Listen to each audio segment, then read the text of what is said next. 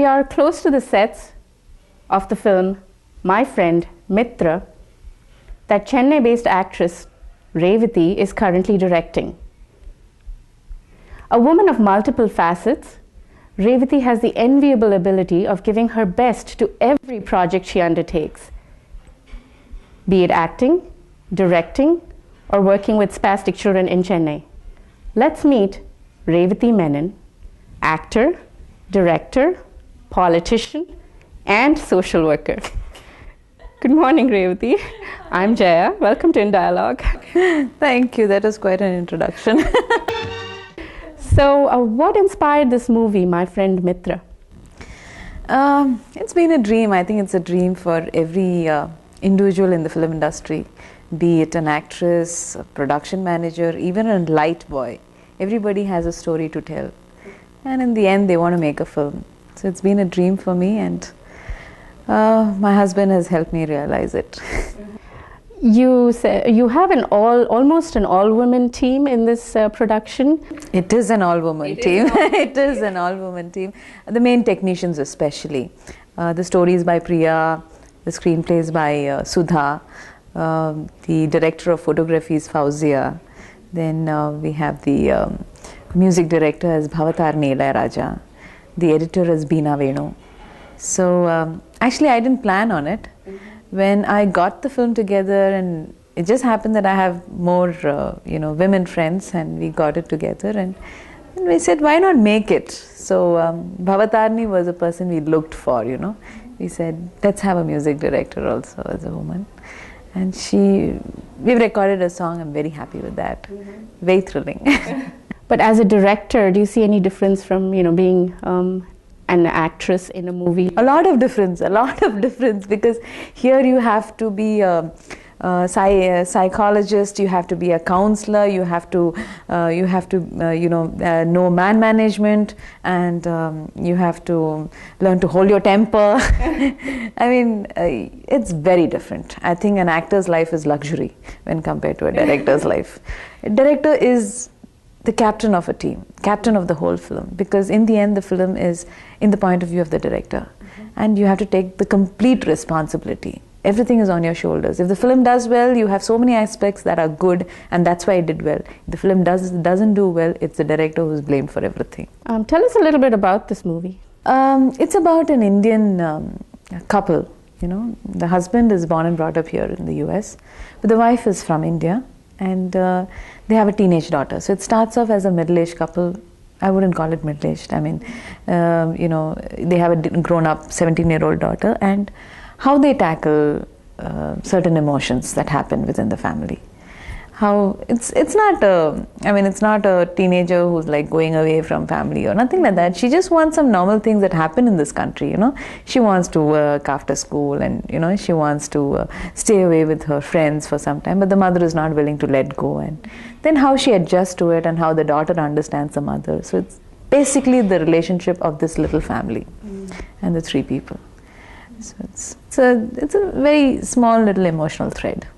That's it.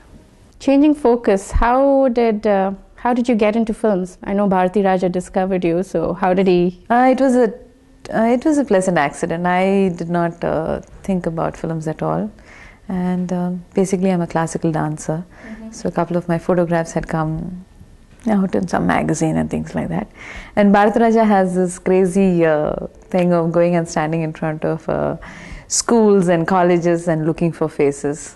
So he happened to see me running out of school for my bus, and he felt that I would suit the role that he was planning. So he found out, and at the same time, it was a culmination of a lot of things. At the same time, there was a photograph that was published in a magazine, and they kind of asked. There was a little resistance in the beginning because we didn't know anybody in the film industry, and my father's a retired army officer. So then it was a little difficult to accept that. Then when we came to know the kind of person he is and the kind of films he has directed, I wanted to try. And my parents have never objected to whatever I wanted to do. So I tried it and I got stuck with it. How young were you then? I was 16.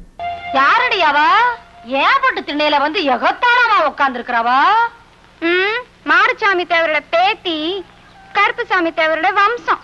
இந்த பாரடி சிட்டம்மா கண்ட சிரிக்கி எல்லாம் என் புருஷனை பத்தியும் என் வம்சத்தை பத்தியும் பேசினா அந்த வாய கிழிச்சு தாளம்ப முள்ளால தச்சு புடுவேன்னு சொல்லு. நான் ஒன்னும் துணியை கிழிச்சிட்டு வரல, தைக்கிறதுக்கு.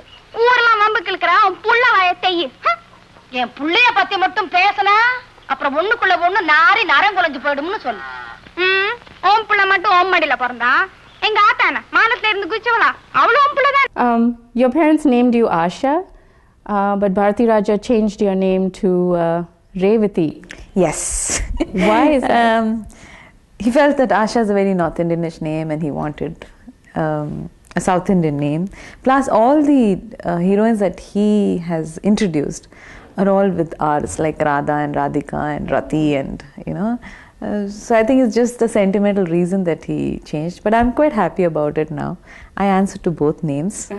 And Asha is more with friends and family, and Revati is, you know, the people who know me as an actress. It doesn't bother me anymore.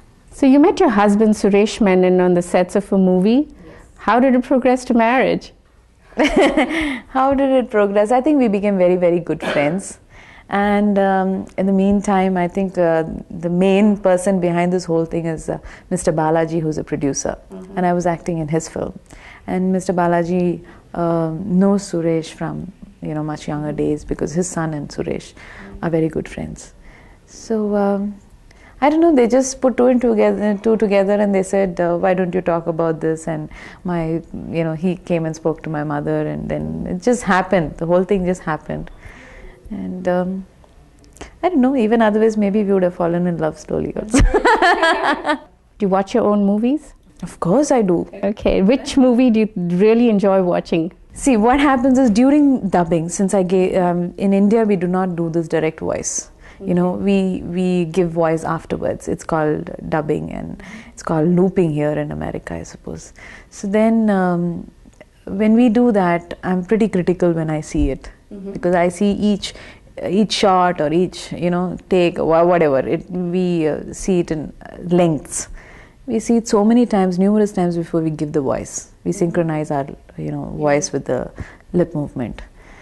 And there you become very critical. And after that, watching the film is even more critical, you know.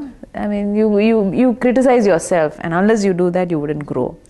So I just sit and watch like that, and I enjoy my movies when I see it after about 6-7 months after it is released.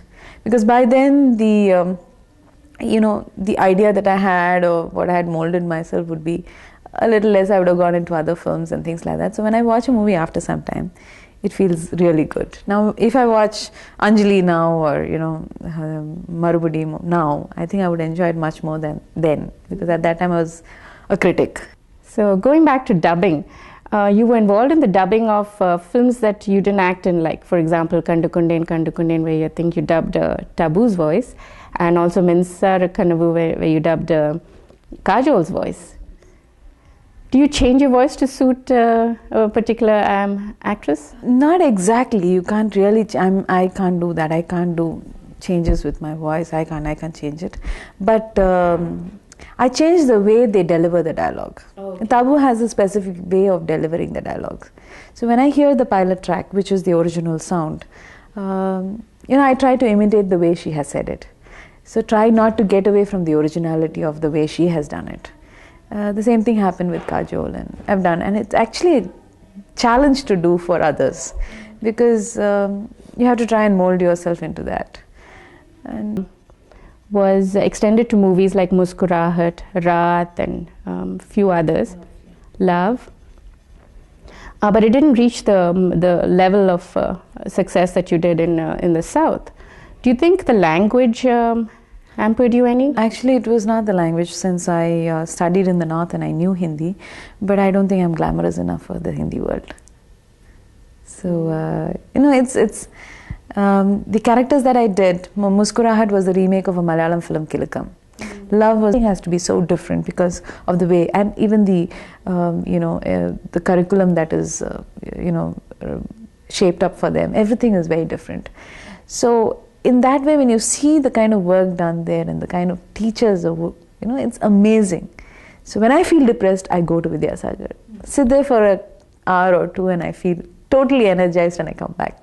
So it's been an opposite reaction. Most people say, oh, you know, it's so depressing. I say, no way. Go and see. See what you can do. And that is amazing. Anjali, na amma. Amma. Anjali, amma. Bharat, amma. Adi. Adi. அப்படியாவது என்ன தொடு. அம்மா நீ எப்ப நீ புரிஞ்சுக்க போற? எப்ப புரிஞ்சுக்க போற?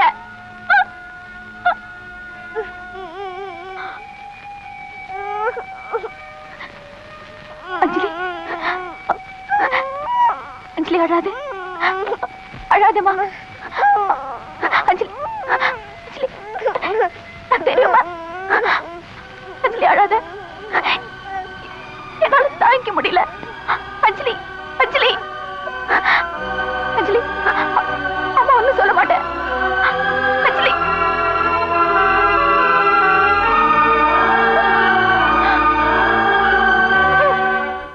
Is there any sort of rehabilitation program for parents of challenged children? Yeah, because they also need a lot of counseling. Yeah, they need a lot of counseling, and they have this society of the parents of spastic children, where they sit together and do. Because see, cerebral palsy is something where most people, the best definition for that is an intelligent mind in a disobedient body, which is a very, very tough disability to look at, because your mind is working like a child, knows what cricket is, wants to play cricket, but cannot play cricket because his hands do not listen to him. His hands do not. Now, if I'm holding my hands this way, it's because I'm able to, I'm able to see to it that my hands obey me, but the hands will not obey him. That is really, really sad. So I think it is just, I think the way they handle these children and the way they do everything, it's amazing. And the parents need a lot of counseling, because after these children become young adults, what will happen to these children after the parents, which is a major worry for most of the parents with, who have children with cerebral palsy and mental retardation. It's a very, very tough thing for those parents. So they have societies for that. Counsel them, try to do something about it. Your foray into politics so far has not been very successful. Do you envisage a political future for yourself? Again, now politics is something that I've always discussed from childhood and at home. It's something that, because it changes the lives of millions of people. Right. It changes the lives, the country on the whole. So that's something none of us can avoid.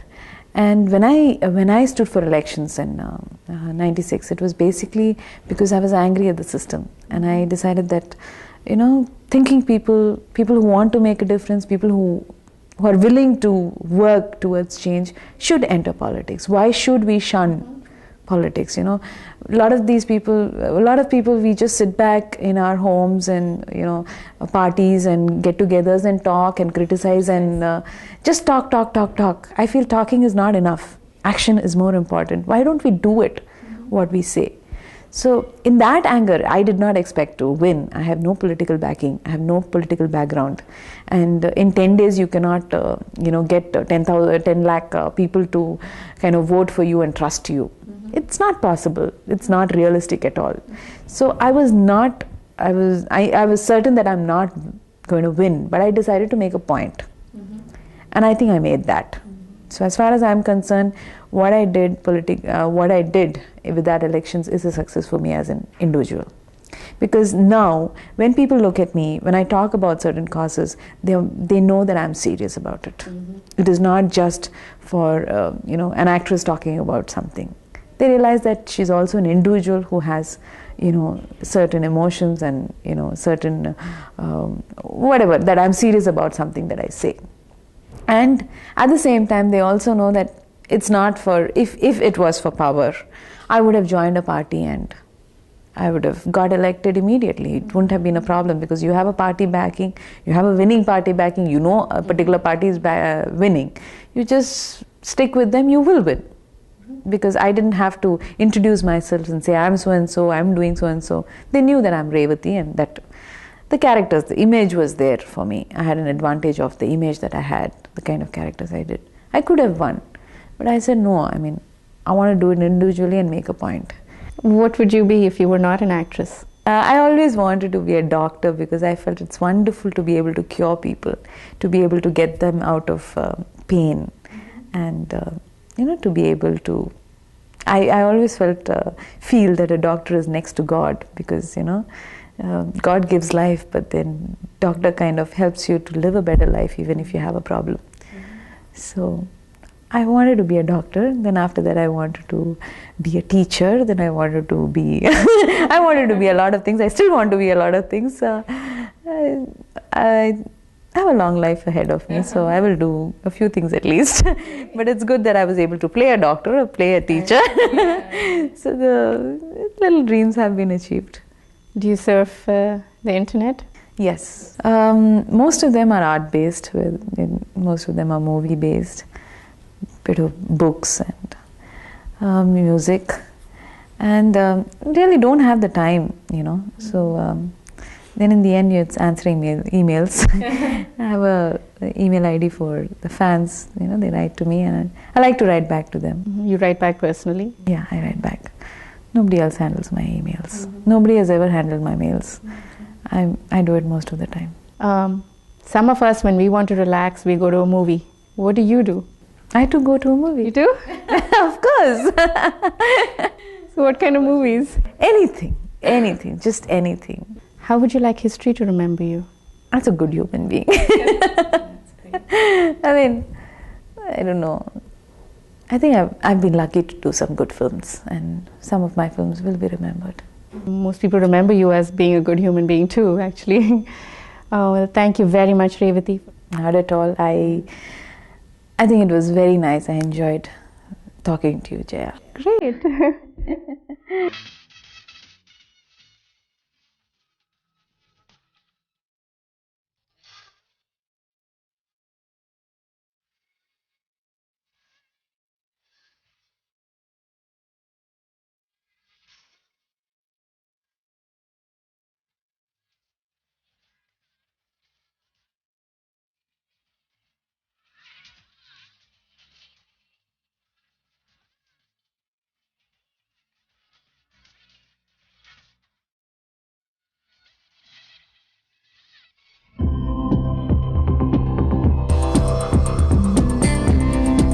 How would both of you like history to remember you?